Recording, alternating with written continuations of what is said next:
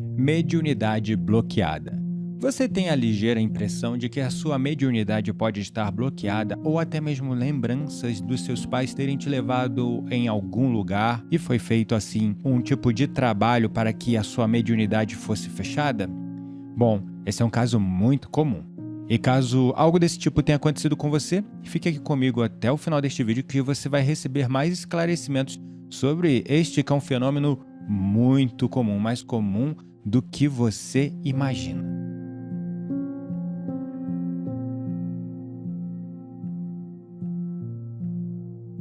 Professor Gabriel Menezes falando.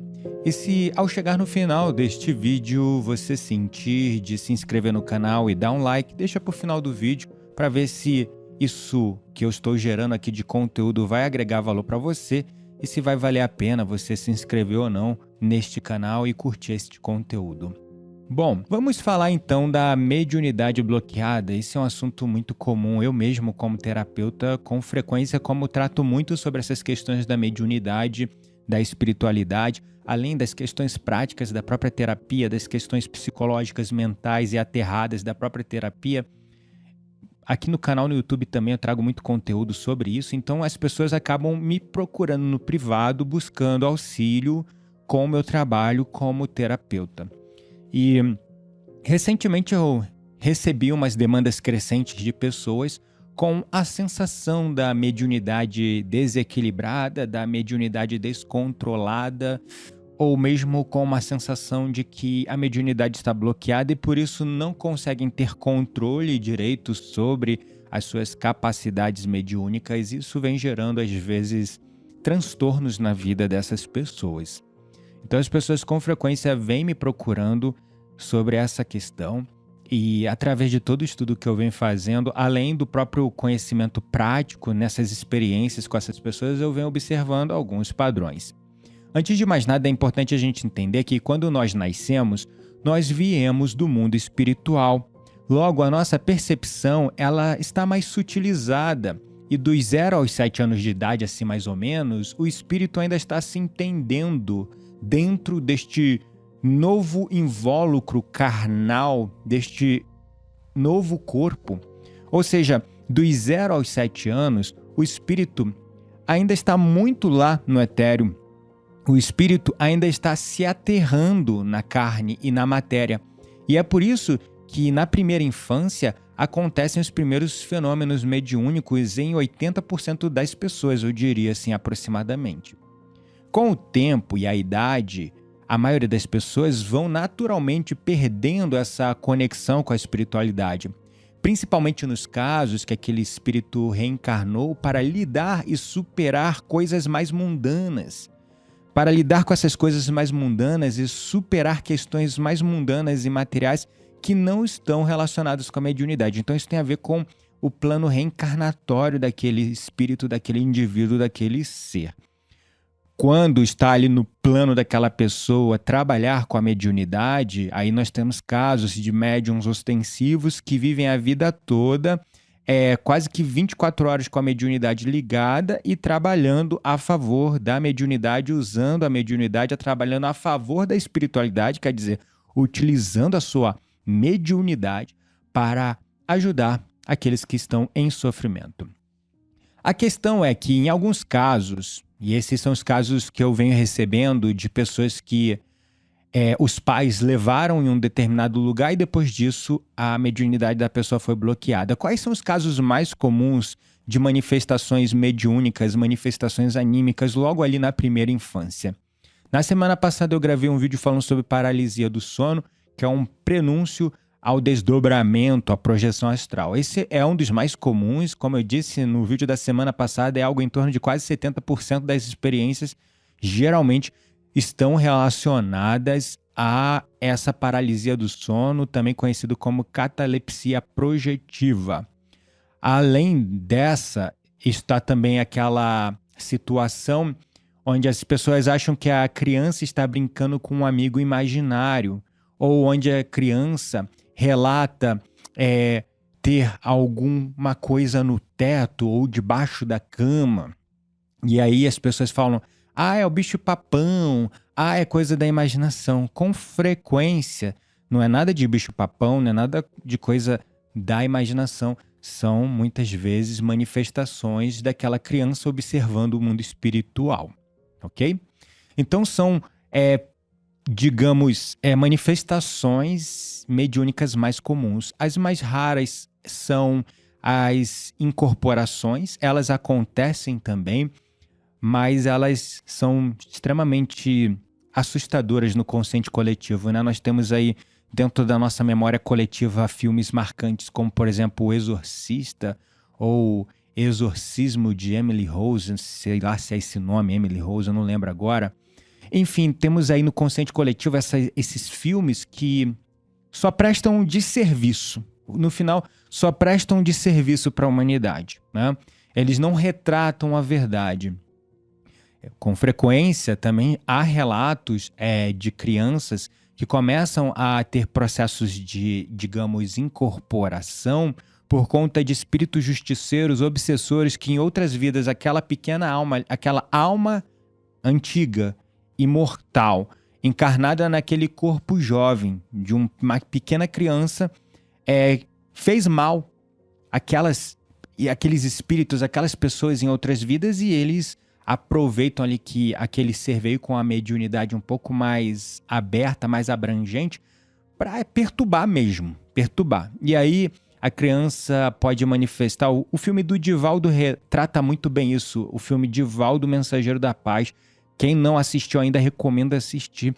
Logo no começo, na infância dele, retrata bem, não só na infância, ao longo da vida dele toda, ali até a maioridade, né? Quando ele já estava trabalhando como médico, o obsessor dele com frequência vinha ali, digamos, tentá-lo, atrapalhá-lo, e ele via desde criança. Só que, como criança, por ignorância, ele falava de um espírito, e os pais ficavam revoltados e acabaram até levando ele para um padre para poder reprimir aquilo, né? Mas como a mediunidade dele era ostensiva e muito forte, e ele veio com a missão de trabalhar através da mediunidade dele aqui na matéria, aqui na 3D, aqui na Terra, então nem o trabalho, a oração, a benzenção, sei lá como é que chama, do padre resolveu, e ele continuou com a mediunidade dele aberta, né?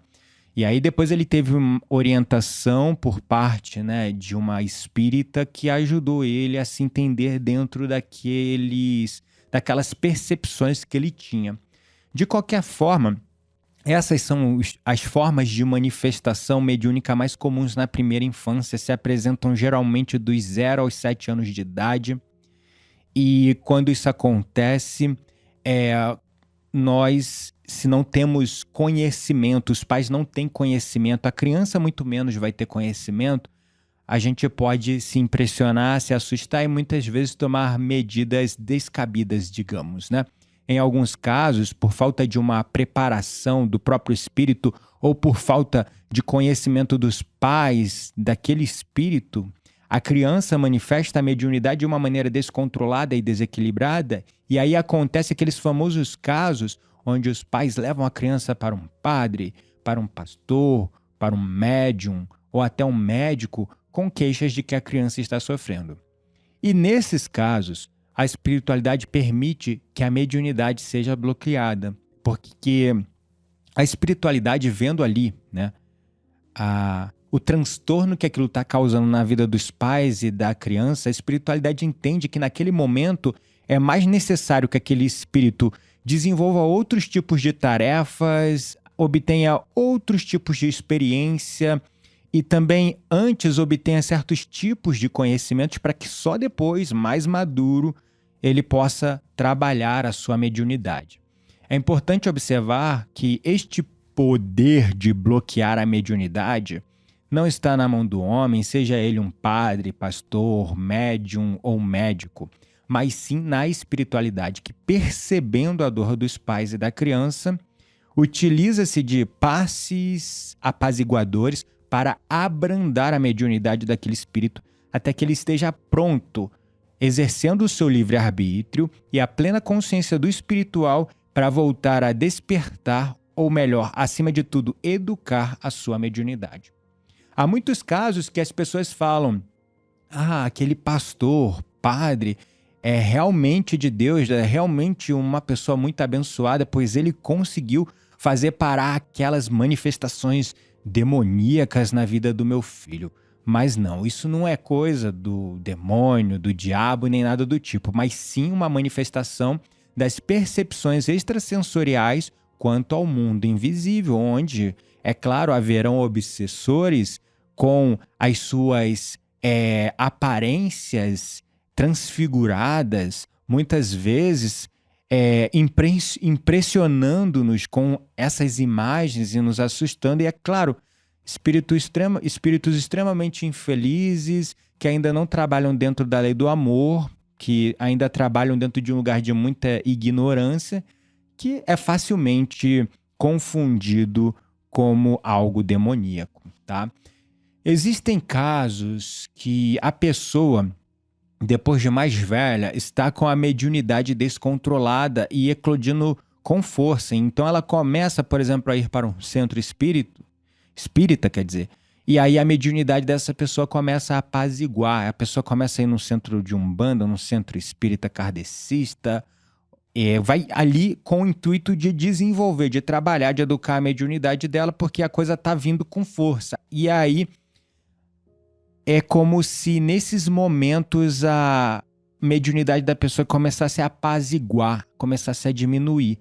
Quando na expectativa daquela pessoa, ela esperava que ela conseguisse controlar melhor, entender melhor e até conseguir acessar melhor aquelas, digamos, habilidades mediúnicas, vamos dizer assim.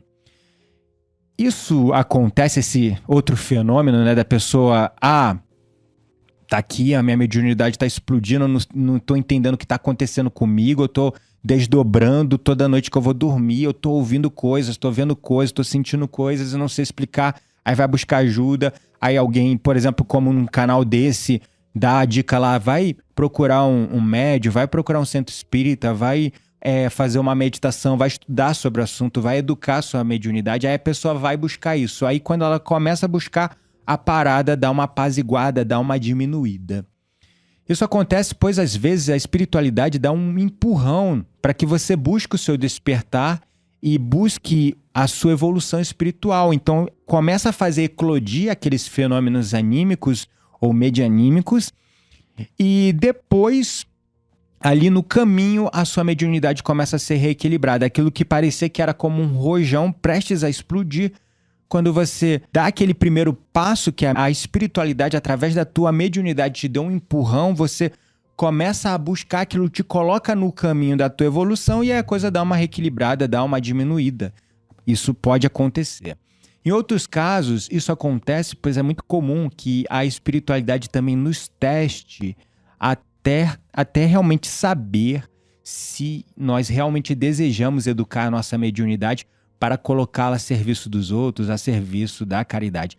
Muitas vezes a espiritualidade espera que estejamos também mais depurados moralmente e tenhamos feito uma reforma íntima maior para que, assim, a gente não tome a mediunidade como um tipo de poder ou dom garantido, caindo na armadilha de usar a mediunidade de formas não tão caridosas e muitas vezes até como um poder, uma vantagem sobre os outros, muitas vezes até para, acho que a palavra é explorar os outros. Então a espiritualidade nos testa nisso para ter certeza, né?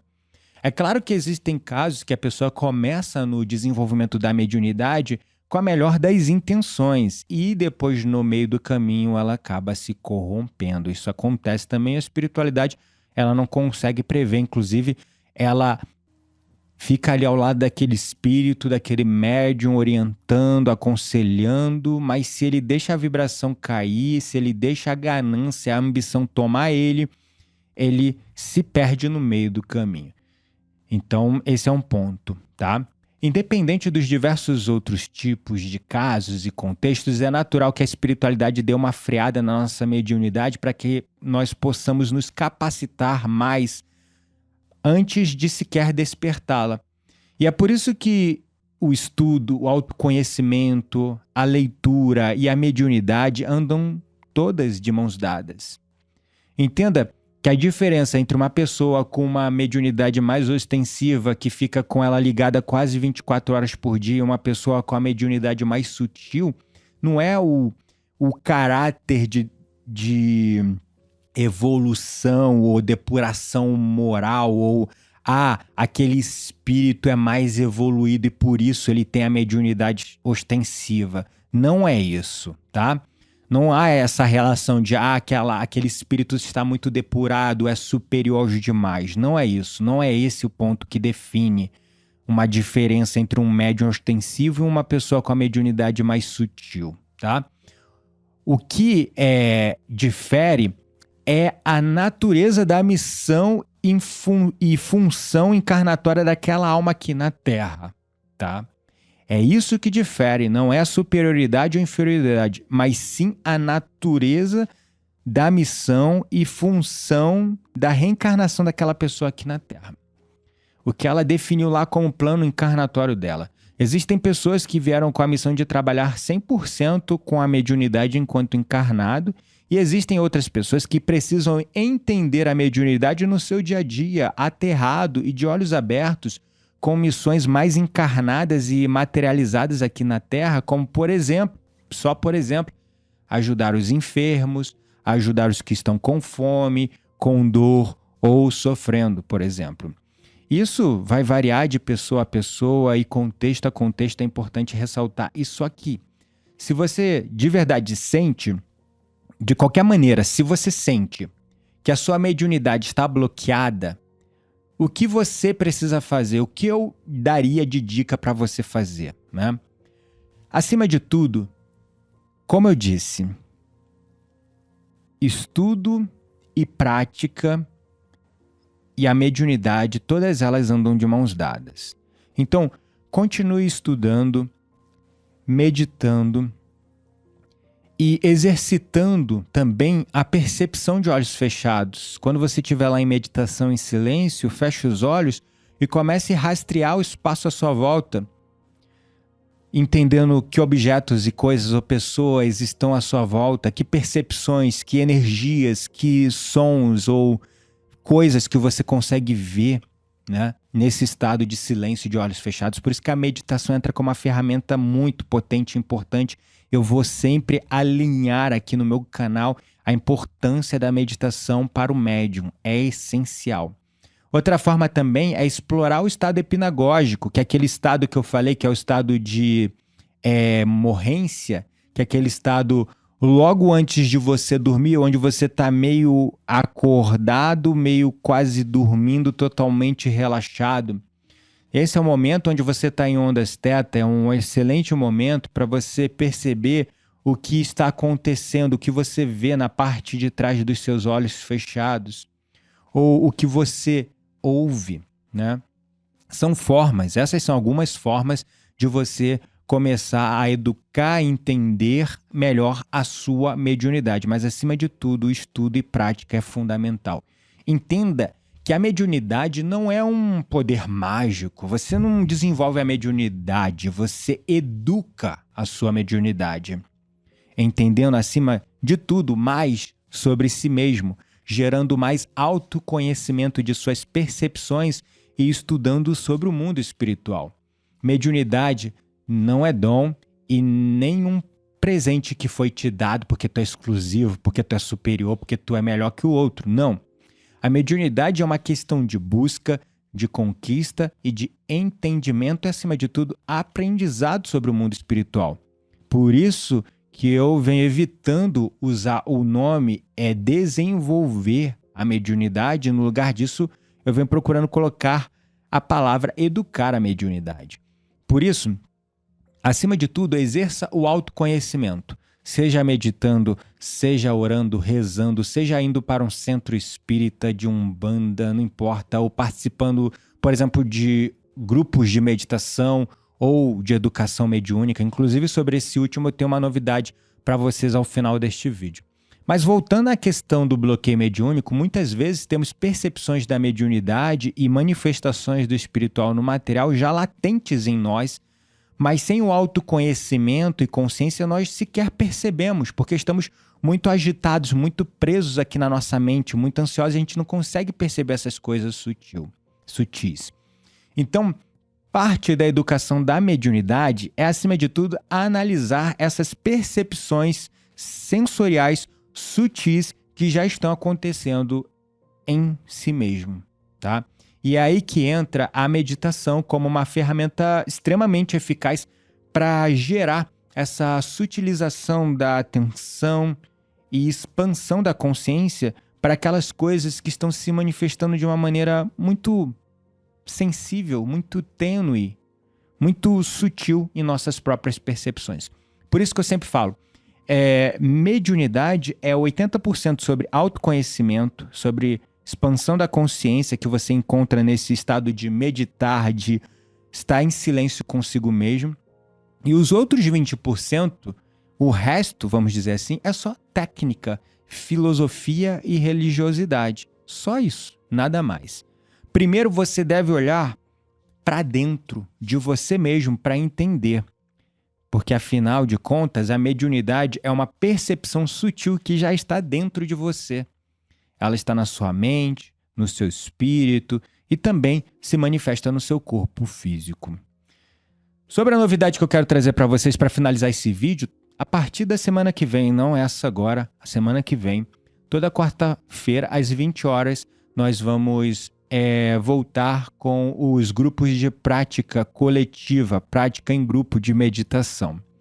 Estou reunindo aqui os melhores instrutores de Breathworks formados no Brasil, que eu tive o prazer de formar, os meus melhores alunos, e nós estamos trabalhando e nos organizando para toda quarta-feira trazer uma imersão, trazer uma prática diferente ao vivo para vocês aqui, transmitindo ao vivo pelo YouTube. Esse é um projeto que a gente visa realmente criar esse senso de comunidade, e toda a prática que a gente faz junto, faz em grupo, faz coletivo, é muito mais forte, é muito mais potente. Então convido vocês aí a partir da quarta-feira que vem, se essa quarta-feira a outra, está conosco às 20 horas aqui no canal do YouTube para você participar. Se você gostou desse vídeo, se esse conteúdo foi útil para você, por favor, agora sim, pode deixar o seu like, se sentir no coração, se inscreva também. Se sentir no seu coração, ativa o sininho de notificações para garantir que você vai receber a notificação de novos vídeos, novas meditações, inclusive dessas lives toda quarta-feira às 20 horas, com práticas em grupo, coletivo e muita troca, tá bom?